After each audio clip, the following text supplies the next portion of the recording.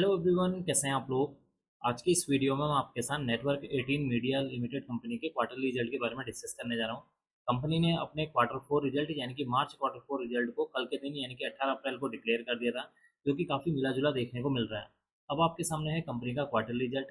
देखिए यहाँ पर जो मैंने रिजल्ट ओपन किया हुआ है कंसोलिडेटेड रिजल्ट है। इस रिजल्ट में जितनी भी आपको ये अमाउंट नजर आ रही है, सारी की सारी अमाउंट यहाँ पर करोड़ में मेंशन है।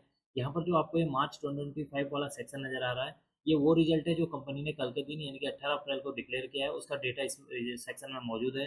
इस रिजल्ट को हम प्रीवियस क्वार्टर रिजल्ट यानी कि दिसंबर 2024 रिजल्ट के साथ कंपेयर करेंगे। साथ ही हम इस रिजल्ट को मार्च 2024 रिजल्ट के साथ भी कंपेयर करने जा रहे हैं। तो सबसे पहले बात कर लेते हैं कि इस क्वार्टर में कंपनी की सेल्स कितनी हुई है। इस क्वार्टर में कंपनी की 561 करोड़ की सेल्स हुई है। प्रीवियस क्वार्टर में देखेंगे तो 1360 करोड़ की हुई थी। और मार्च 2024 में 2419 करोड़ की सेल्स देखने को मिली हुई है।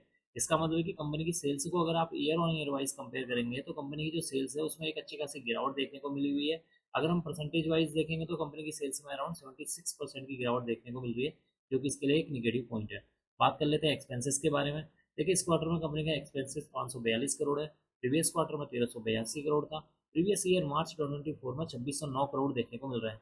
इसका मतलब है कि कंपनी के जो एक्सपेंसेस हैं अगर हम उसको year on year wise compare करेंगे तो कंपनी के एक्सपेंसेस में भी एक अच्छा खासा गिरावट देखने को मिली। कंपनी के एक्सपेंसेस क्यों गिरते हुए नजर आए, क्योंकि कंपनी की सेल्स में गिरावट हो रही है, जिसकी वजह से कंपनी के जो एक्सपेंसेस हैं वो भी यहाँ पर गिरते हुए नजर आ रहे हैं। अब हम बात कर लेते हैं ऑपरेटिंग प्रॉफिट के बारे में। देखिए इस क्वार्टर में कंपनी का ऑपरेटिंग प्रॉफिट 19 करोड़ है। प्रीवियस क्वार्टर में 22 करोड़ का नुकसान हुआ था।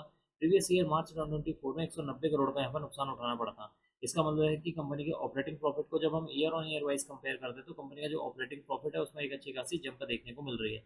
बात कर लेते हैं ऑपरेटिंग प्रॉफिट मार्जिन परसेंटेज के बारे में। इस क्वार्टर में कंपनी का ओपीएम परसेंटेज 3% देखने को मिला हुआ है। प्रीवियस क्वार्टर में निगेटिव में 2% था। प्रीवियस ईयर मार्च 2024 में निगेटिव में 8% देखने को मिला था। इसका मतलब है कि ओपीएम परसेंटेज में भी एक अच्छी खासी जंप देखने को मिल रही है। अब हम बात कर लेते हैं यहाँ पर प्रॉफिट बिफोर टैक्स के बारे में। देखिए इस क्वार्टर में कंपनी का प्रॉफिट बिफोर टैक्स निगेटिव में 29 करोड़ रहा है, यानी कि 29 करोड़ का कंपनी को लॉस हुआ है। प्रीवियस क्वार्टर में देखेंगे तो 1400 करोड़ रुपए यहाँ पर जो कंपनी के अकाउंट से गए हुए थे। प्रीवियस ईयर मार्च 2024 में देखेंगे तो माइनस में यहाँ नेगेटिव में 197 करोड़ देखने को मिल रहे हैं। इसका मतलब कि कंपनी का यहाँ पर जो प्रॉफिट बिफोर टैक्स है उसमें भी एक हल्की खासी गिरावट देखने को मिल रही है। अब हम बात कर लेते हैं कंपनी के नेट प्रॉफिट के बारे में कि इस क्वार्टर में कंपनी को मुनाफा हुआ है या नुकसान हुआ है। देखिए इस क्वार्टर में कंपनी को 29 करोड़ का यहाँ पर नुकसान उठाना पड़ा है। प्रीवियस क्वार्टर में 1400 करोड़ था। प्रीवियस ईयर मार्च 2024 में 196 करोड़ रुपए यहाँ नुकसान के तौर पर देखे गए हैं। या फिर आप कह सकते हैं कि इतना अमाउंट जो है कंपनी के अकाउंट से निकला हुआ है, यानी कि इतना पैसा कंपनी के बैंक अकाउंट से बाहर गया हुआ है। अब हम बात कर लेते हैं ईपीएस के बारे में, यानी कि अर्निंग पर शेयर के बारे में। इस क्वार्टर में कंपनी का जो ईपीएस है निगेटिव में 20 पैसे देखने को मिला हुआ है। प्रीवियस क्वार्टर में 9 रुपये 31 पैसे था। प्रीवियस ईयर मार्च 2024 में देखेंगे तो 1 रुपये 5 पैसे निगेटिव में देखने को मिला हुआ है। इसका मतलब कि ईपीएस में भी काफ़ी हद तक सुधार देखने को मिल रहा है।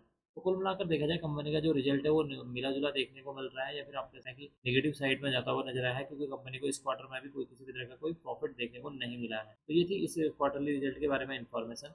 अब मैं इस वीडियो को यहीं पर एंड करूंगा। उम्मीद करता हूँ कि आपको यह वीडियो पसंद आई होगी। अगर आपको यह वीडियो पसंद आई तो please like share and subscribe करना ना भूलें। Thank you.